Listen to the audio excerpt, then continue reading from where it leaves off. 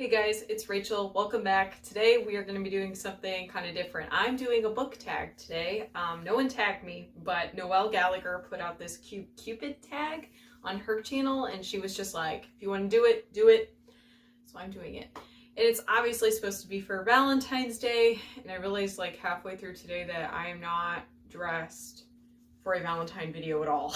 Like, this is very much like moss green, like kind of a reddish nail polish, but it's definitely more of a red brown, so like I honestly look like I could have been an extra in Twilight at this point. So that's my connection. Valentine's Day, Twilight, woodsy color scheme. It's fine. But yep, so Noelle's great. Check out her original video. I'm gonna link that in my description.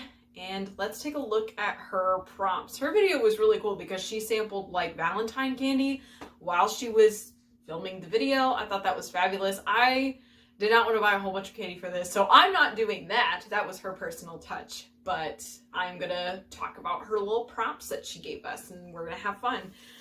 So the first question that she asks us, what is your perfect candy to eat while reading?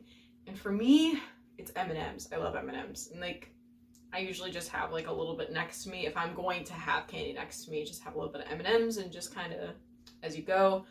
That way it's not messy. I really don't like anything that can be like, you know, all over the place, obviously, if I'm reading, because that's not cool. If I'm not having M&Ms though, maybe chocolate covered peanuts. Both of these are dangerous because I love them both dearly. I love chocolate covered peanuts. I love M&Ms. I love peanut M&Ms. Like, I love all of it. And sometimes like those are the types of things that like once you start eating it, it's kind of difficult to stop. So I try not to do that while reading. Our next question, she's asking for a song that reminds us of our favorite romance. And so I was thinking about this because I actually don't read a ton of like romance novels. Rather, I read more like, if I'm gonna read romance, it's more of a paranormal romance, fantasy romance, stuff like that. And so I had to really think about this for a minute. For whatever reason, one of the first things that came to mind is I listen to a lot of like film scores and whatnot. The song Snow White from Snow White and the Huntsman, so it's composed by James Newton Howard. For whatever reason, I always think of Sailor Moon and Tuxedo Mask when I hear that song, for literally no reason. Also Sailor Saturn and that whole storyline. But yeah, so Sailor Moon and Tuxedo Mask, totally envisioning Snow White from James Newton Howard. So other ones I could think of, because there was two others that really came to mind pretty quickly. That's What You Get by Paramore. I always think of Twilight when I hear that. And I think it's just because Paramore was part of Twilight and that song was really big at the time and Twilight was really big at the time. And so I think it's natural that I put those two things together. I hear That's What You Get and I just think about having so much fun in middle school with my friends, and we were all reading Twilight. We were all going to see the movies, and it was really fun. And the other one that I could think of, for some reason, I always associate the song Rise With Me by In This Moment with Across the Universe by Beth Revis. So In This Moment's a metal band, but Rise With Me is just kind of an intro to their album Blood. So it won't be too scary if you want to listen to that and you're not into metal. Our next prompt, describe your perfect reading date. And you can go anywhere in the world to go on a perfect reading date for this question. Here's my thing. I feel like I'm gonna have a really boring answer because if I'm traveling, if I'm going somewhere in the world that is not in my immediate area, I'm not gonna be able to read. Like I cannot focus for crap. So if I'm on vacation, it's not like, oh, I'm gonna chill at the beach and read for a while. It's gonna be more like I'm running around this new city and looking at all the different things that there is to do or to look at. So literally, ideally, for me, a perfect reading date would be just poolside somewhere. So like somewhere around me where there's a pool, bring a book, or at a park. I like to go for walks. I like to go to nearby parks, and I like to bring a book with me sometimes if I feel like it's gonna be a let's soak up some sun rays kind of a day rather than like let's actually walk. So yeah. The next one was kind of tricky for me. I don't know why, but I couldn't think of any initially. I had to really sit up for this one. Best friendship. all of a sudden I just couldn't think of any good friendships from books for no reason. One that's really good that, well, really memorable that I thought about after a while is from The Ocean at the End of the Lane, Letty Hempstock's friendship with the main character. The main character in that book doesn't have like a name. He's not given a name for the book. I feel like that's a pretty intense friendship. Because obviously this doesn't need to be the most intense friendship, but it's one that sticks out to me. Because there's so much sacrifice and protection involved with this kind of friendship, because Letty Hempstock and the main character, they're both children. Letty Hempstock is obviously more magical, and I think that she's probably been a child for a long time, but she kind of pairs up with the main character and she tries to protect him from different things that are happening. So they really stuck out to me, because Letty's pretty important to the main character's kind of development in a way, I feel,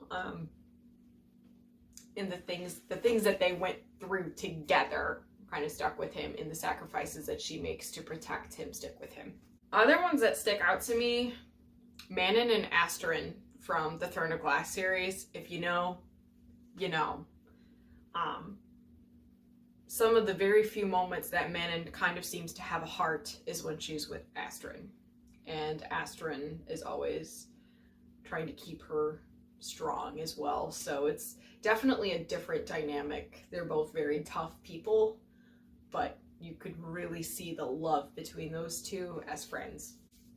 Another one that I thought about though for friendship was Aiko and Cinder from the Cinder series. I love Cinder so much. That one was really fun. The next prompt is create a perfect bouquet for your favorite book or character. And I'm going to talk about the same book for a couple of these. So I'm thinking about Vivian from Blood and Chocolate by Annette Curtis Class. I feel like I'm talking about a ton of YA in this video, even though I haven't been reading a ton of YA as of late. I feel like a lot of the memorable relationships that I've seen in books, whether friendships or romances, come from YA. I don't really like a lot of adult romances. Well, I don't read a ton of adult romances. Usually when I want to read a romance, I either want something that's kind of fluffier or angsty or both, and that's YA romance in a nutshell. And so that's kind of the mindset that I'm in. Also, a lot of my favorite characters that I really, really love are the ones that I've spent the most time with, and I've spent more time with Vivian from Blood and Chocolate by Annette Curtis Claus than anyone else, because I've reread that book the most times out of anything.